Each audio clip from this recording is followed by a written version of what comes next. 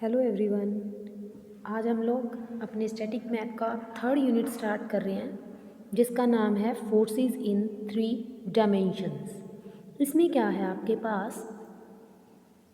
आपके पास concurrent forces होंगे। वो दो दो से ज़्यादा भी हो सकते हैं और उन पे पैरेललोग्राम लॉ ऑफ फोर्सेस जो है उनका रिजल्टेंट बताता है। अगर आपके पास कॉन्करेंट फोर्सेस 3 हैं सेम प्लेन में, तो पैरेललोग्राम 2 बार रिपीट करने के बाद उनका जो रिजल्टेंट है आप लोग निकाल सकते हो। तो हम यहाँ पे ये कहते हैं कि अगर 3 फोर्सेस किसी भी रिजिड बॉडी पे एक्ट कर रहे हैं जो कि सेम प्लेन में नहीं है, तो उन पे हम जो पैरेललोग्राम का लॉ को एक्सटेंड करेंगे ना, उसको हम law of parallelepiped of forces बोलेंगे। तो यहाँ पे क्या आपकी डेफिनेशन आ गई, if 3 forces acting at a point O are represented in magnitude and direction. आपके पास 3 फोर्सेस अगर किसी भी पैरेललोपाइप्ड की साइड्स को, उनके मैग्नीट्यूड को, उनकी डायरेक्शंस को एजेस पे लगाएं, तो जो रिजल्टेंट है वो डायगोनल ऑफ दैट पैरेललोपाइप्ड बन जाता है। तो यहाँ पे जो हम एजेस पे फोर्सेस लगाएंगे वो हमारा क्या होगा, जो कंपोनेंट्स होते हैं, और जो डायगोनल पे वैल्यू आएगी वो आपका क्या बनेगा, रिजल्ट है। अब मान के चलो इस फिगर में आपके पास क्यूबॉइड है, चाहे आप क्यूब बोल लो।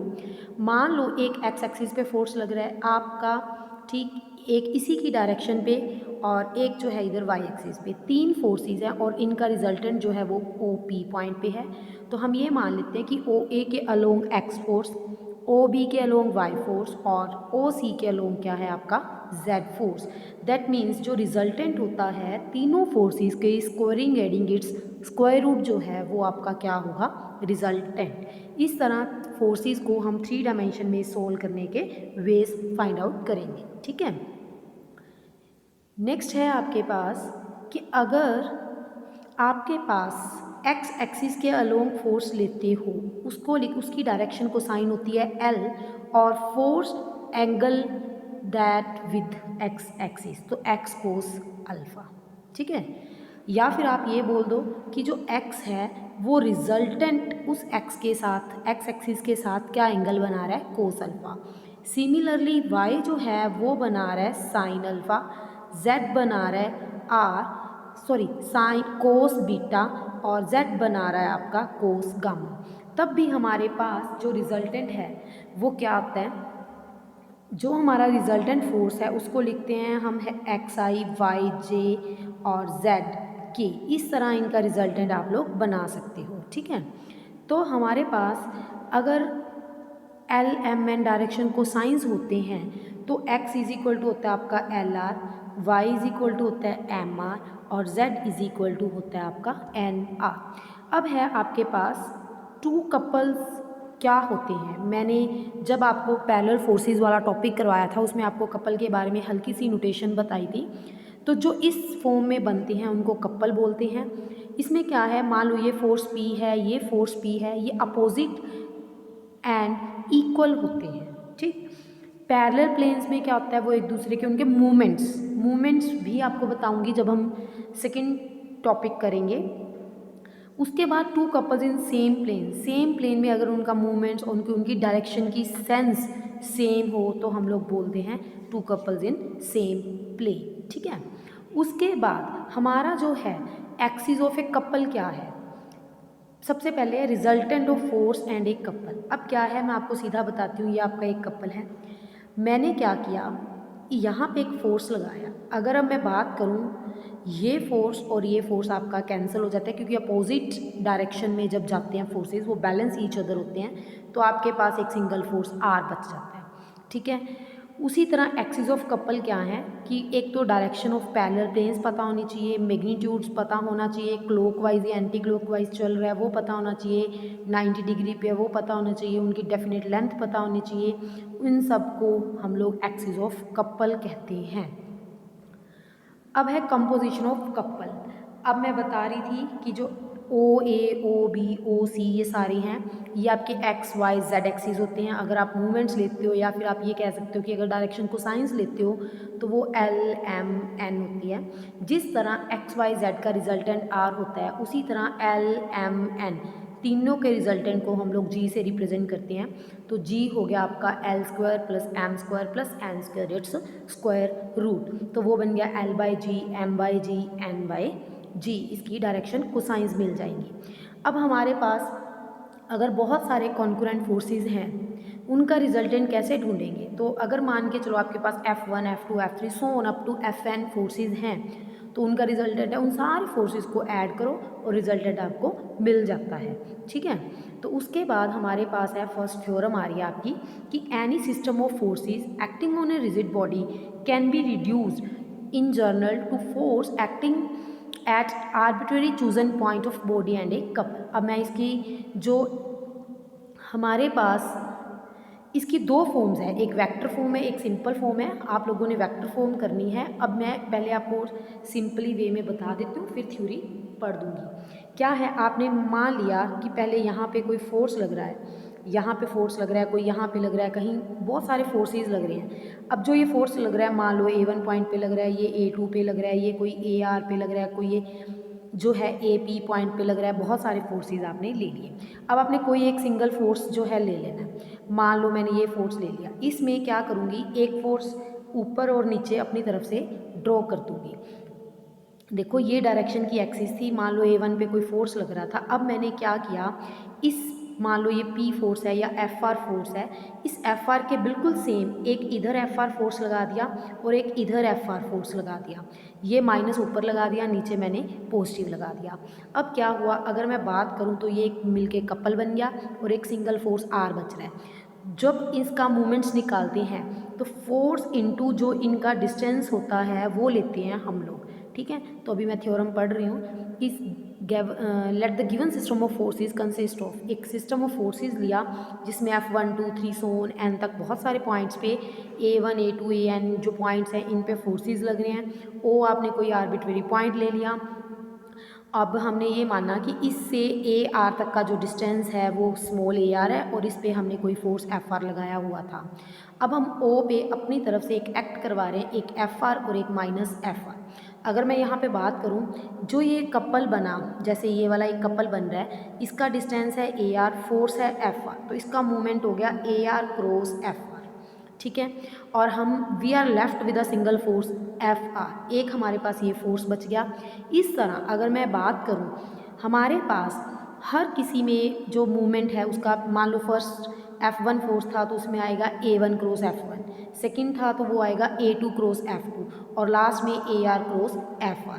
इसी तरह जो एक सिंगल फोर्स बच रहा था उसमें एक F1 बचेगा, एक F2 बचेगा, एक F3 बचेगा एंड सो ऑन। तो उनका रिजल्टेंट आपके पास आ गया F1 plus F2 plus F3 so on Fn तक। और जो मूवमेंट्स आ रहे हैं वो बनेंगे A1 cross F1 plus A2 cross F2 plus A3 cross F3 and so on.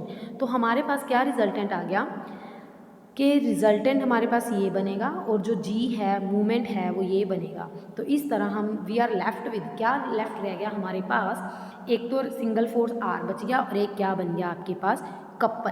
तो यहाँ पे हमने यही शो किया कि अगर एक सिंगल फोर्स कहीं एक्ट कर रहा है तो उसको दो वेज से हम लोग रिप्रेजेंट कर सकते हैं। वो दो वेज क्या थे, एक फोर्स आर और दूसरा क्या होएगा, एक कपल जी। ठीक है, उसके बाद हम condition of equilibrium of a rigid body की बात कर रहे हैं। क्या है कि आप, अगर आपके पास बहुत सारे फोर्सेस हैं F1 F2 Fn, वो डिफरेंट पोजीशंस पे एक्ट कर रहे थे, तो अभी अभी मैंने बात की कि जो रिजल्टेंट है वो क्या आता है, F1 plus F2 so on Fn। और जो कपल है जिसका मूवमेंट G है उसको हम लोग इस तरह लिख सकते हैं। अगर हमारे पास ये इक्विलिब्रियम की कंडीशन में है तो इसका मतलब जो इसका डिस्प्लेसमेंट है वो ज़ीरो होगा, मतलब इसका रिजल्टेंट क्या होगा, ज़ीरो। उसी तरह जो हमारे पास कपल जी है वो भी क्या होगा, ज़ीरो। जब रिजल्टेंट ज़ीरो है तो हर फोर्स को क्या होना पड़ेगा, ज़ीरो। मतलब F1 F2 F3 so on, हमारे पास जितने भी फोर्सेज होंगे उन सबको क्या होना पड़ेगा, ज़ीरो। इसी तरह जो हमारा रिजल्टेंट होगा उसमें भी जो हम बात कर रहे हैं A cross FR, A cross FR के लिए जो ये पॉइंट्स हैं वो सारों को अलग अलग वे में ज़ीरो होना पड़ेगा। कहने का मतलब हमारे पास क्या आ गया कि जो रिजल्टेंट है उसमें आपके एल एम एन सब एंट्रीज क्या होंगी 0, ठीक है। और यहाँ पे फिर नोट दिया हुआ है कि आपके पास 6 एलिमेंट्स होते हैं x y z l m n, ठीक है। आर जो होता है वो x i y j z के होता है, जी होता है आपका l i m j n के। जो आर का मैग्नीट्यूड है वो होता है x square plus y square plus z square square root, और जी में वो क्या बन जाएगा l square plus M square plus N square it's square root. अगर डायरेक्शन को साइंस मेरे को रिजल्टेंट फोर्स की ढूंढनी है तो वो आएंगी X by R, Y by R, Z by R. अगर मुझे कपल की ढूंढनी है तो वो आएंगी L by G, M by G and N by G, ठीक है। इसके बाद आपकी कुछ एक डेफिनेशंस हैं जो कि नेक्स्ट चैप्टर में आपको ज़्यादा इंपॉर्टेंट वे में यूज़ करनी है। अब यहाँ पे पहले आप समझ लीजिए।